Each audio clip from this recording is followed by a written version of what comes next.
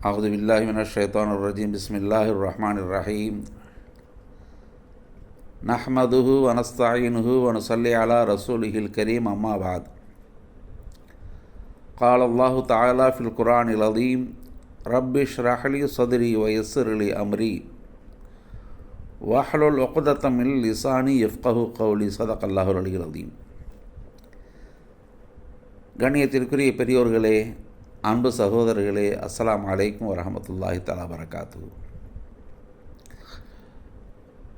ஒரு சமூகம், ஒரு இனம், ஒரு மக்கள் குழு, ஒரு பகுதி மக்கள் அல்லது ஒரு சிலர் ஏதேனும் ஒரு பாதிப்புக்குள்ளாகும்போது அந்த பாதிப்பை உணர்ந்து பாதிக்கப்பட்டவர்களின் பக்கத்தில் நின்று குரல் கொடுப்பது மனிதர்களாகிய நாம் தான் செய்ய வேண்டும்.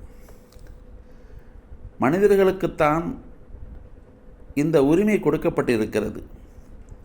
அதை பயன்படுத்தி எங்கேனும் நடைபெறுகின்ற தீங்குகள், தீமைகள், இடையூறுகள், அநீதங்கள் இவற்றையெல்லாம் எதிர்த்து நின்று குரல் கொடுக்க வேண்டியது மனிதனின் மீது கடமை. அந்த வேலையை எவர் செய்வாரோ அவர் போற்றுதலுக்குரியவர்.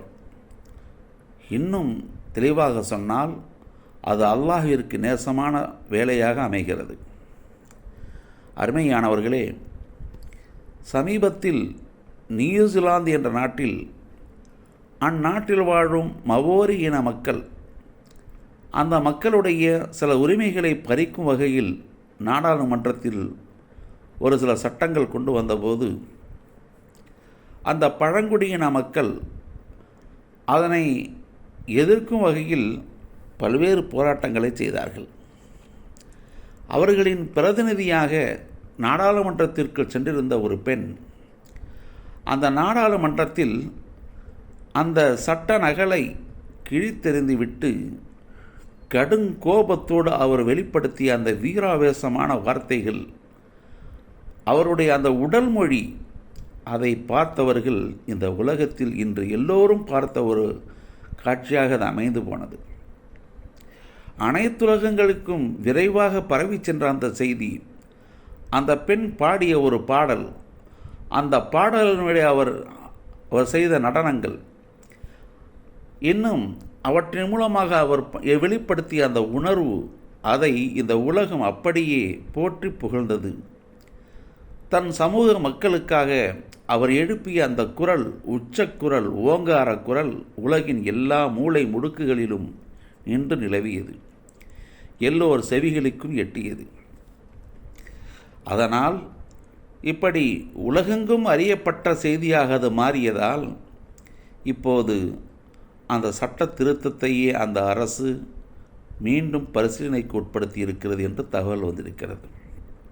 அருமையானவர்களே, ஒரு பகுதி மக்கள் பாதிக்கப்படுகிறார்கள் என்று சொன்னால் அதை எதிர்ப்பதில் துணிவு வேண்டும், வீராவேசம் வேண்டும். அதுதான் மனிதனுடைய இயல்பு. மனிதர்கள் வீரமிக்கவர்கள், வீரமுடையவர்களாக படைக்கப்பட்டுள்ளவர்கள். அவர்களின் எண்ணங்களிலே, மனித உணர்வுகளிலே அவர்களுக்கு கொடுக்கப்பட்டிருக்கும் ஆற்றல் இது.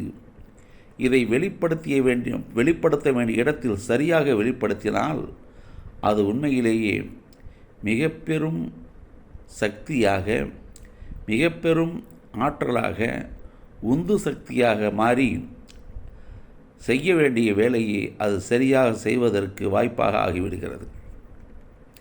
அருமைக்குரியவர்களே, இப்படி பாதிக்கப்பட்ட மக்களுக்கு உரிமை கோருவதற்காகவே அல்லாஹ் தஆலா நபி மூசா அலைஹிஸ்ஸலாம் அவர்களை ஃபிரௌனிடம் அனுப்பினான்.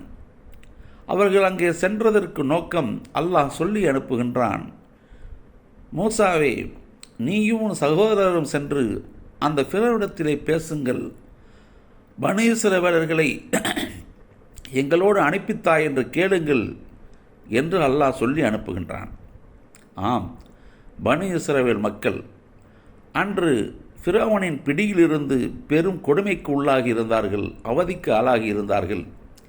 அவர்களை மீட்டெடுப்பதற்காக வேண்டியே அல்லாஹ் அந்த நபியை அவர்களுக்கு அங்கே அனுப்பி தருகிறான். அப்படியானால் அநீதங்கள் நடைபெறும் இடத்தில், அடக்குமுறைகள் கடுமையாக இருக்கும் இடத்தில் அதை உடைத்தெறிந்து வெளிக்கொண்டு வருவதற்கு அல்லாஹ் நபியையே அனுப்பியிருக்கின்றான் என்று சொன்னால் இந்த வேலை எத்தகைய மகத்துவமிக்கது என்பதை நாம் உணர வேண்டும். அது மட்டுமல்ல, குரானில் சூரா யாசீனில் ஒரு செய்தி வருகிறது. சில நபிமார்கள் ஒரு சமூக மக்களை சென்று அழைக்கின்றார்கள், இறை அழைப்பை கொடுக்கின்றார்கள். அந்த மக்கள் அந்த ரசூல்களை, அந்த தூதர்களை எதிர்த்து, அவர்களை பொய்ப்படுத்தி வண்ணஞ்சோடு எதிர்த்து அவர்களை தாக்க முற்படும் போது அந்த நகரத்தின் கடைக்கோடியிலிருந்து ஓடி வந்த ஒருவர், வஜாமின் அக்சல் மதீனத்தில் ரஜுலுன் யஸ்ஆ,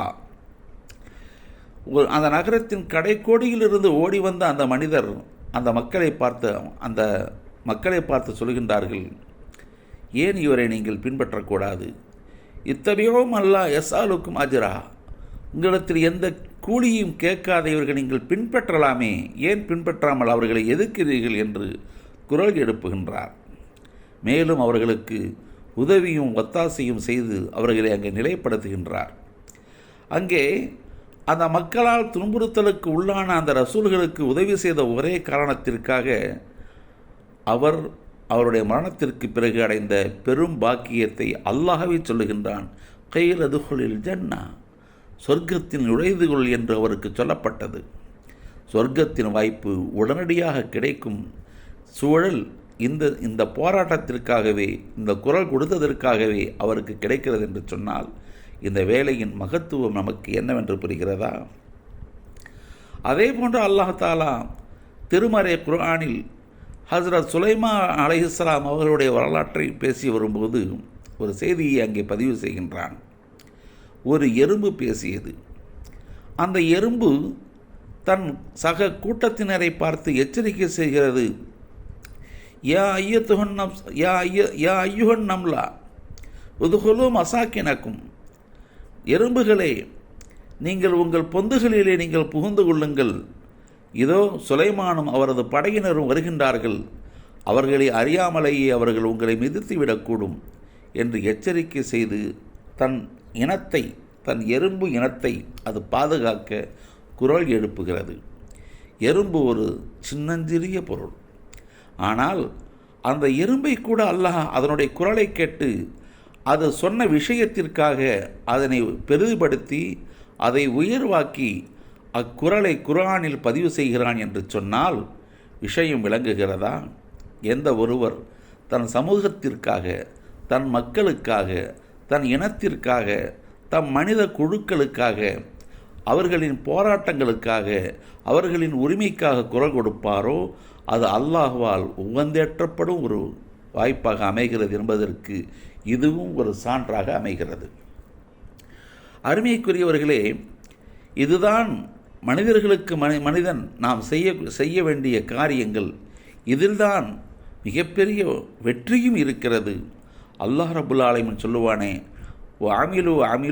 அமிலு அமலன் சாலிஹா.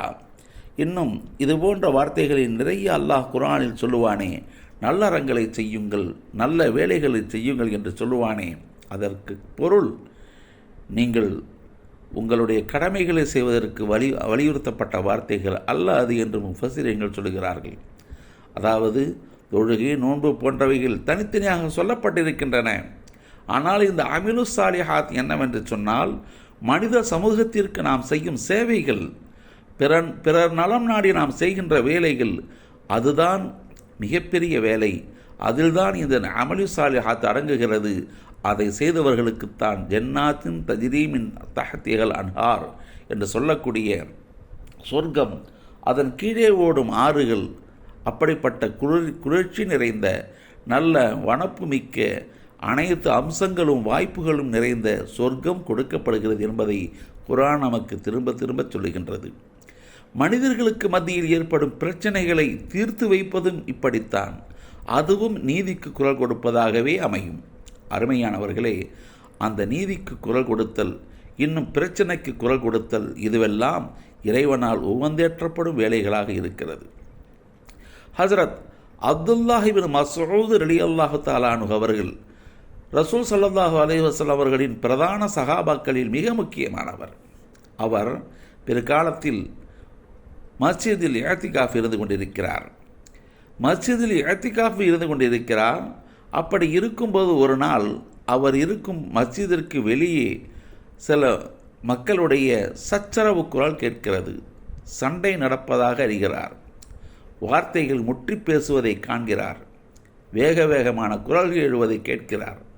இதை கேட்டதும் உடனடியாக அவர் மஸ்ஜிதிலிருந்து வெளியேறி வந்து அவர்களுக்கு மத்தியிலே ஒற்றுமையை ஏற்படுத்துகின்றார். பிரச்சனையை பேசி தீர்த்து வைக்கின்றார். இந்த வேலையை அவர் செய்து கொண்டிருப்பதைக் கண்ட வேறு சிலர் அவரிடத்தில் கேட்கின்றார்கள், இப்னு மஸ்ஊத் அவர்களே, இதோ நீங்கள் அல்லாஹ்வுடைய பள்ளியில் இஅ்திகாஃப் இருந்தீர்களே, அதை விட்டுவிட்டு இங்கே வந்து இந்த சண்டையை தீர்ப்பதிலே மும்முரம் காட்டிக் கொண்டிருக்கிறீர்களே, ஏன் இப்படி செய்தீர்கள்? உங்களுடைய இஅ்திகாஃப் வீணாகிவிடும் அல்லவா? நீங்கள் அதை விட்டுவிட்டு இங்கே வந்து விட்டீர்களே என்று அவர்கள் கேட்டபோது ஹஜ்ரத் இப்னு மஸ்ஊத் ரலியல்லாஹு அன்ஹு சொன்னார்கள், என் அருமைய சகோதரர்களே, இந்த இஅ்திகாஃபில் எனக்கு கிடைக்கின்ற நன்மை இருக்கிறதே, இது அபரிமிதமானது.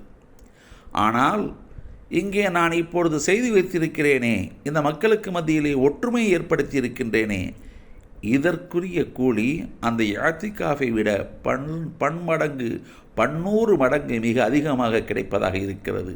எனவே நான் அதை விட்டுவிட்டு இதை வந்து செய்தேன் என்று விளக்கம் கூறுகிறார்கள். அருமையானவர்களே, அப்படியானால் மக்களுக்கான பிரச்சனைகளை தீர்ப்பது, அவர்களின் சங்கடங்களுக்கு குரல் கொடுப்பது, அவர்களின் உரிமையை மீட்பதற்கு ஒத்துழைப்பது, இப்படிப்பட்ட வேலைகளை செய்தால் என்ன நன்மை இருக்கிறது என்பதை நீங்களே யூகித்துக் கொள்ளுங்கள்.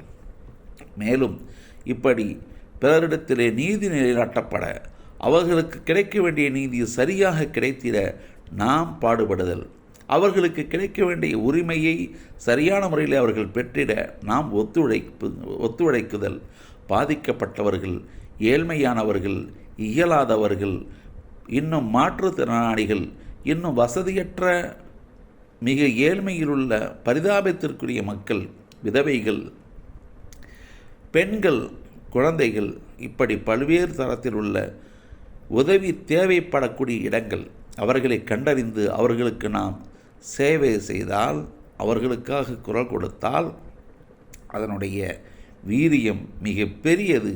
அல்லாஹ் அதற்கு மிகப்பெரிய நற்கூலிகளை தருகிறான் என்பதை நாம் உணர வேண்டும். இதைத்தான் இங்கே உங்கள் முன் பதிவாக கொடுத்து இந்த வார்த்தைகளை உங்களிடத்திலே கூறியவனாக என்னுடைய இந்த உரையை முடிக்கின்றேன். அஸ்ஸலாமு அலைக்கும் வரஹ்மத்துல்லாஹி தஆலா பரகாத்துஹு.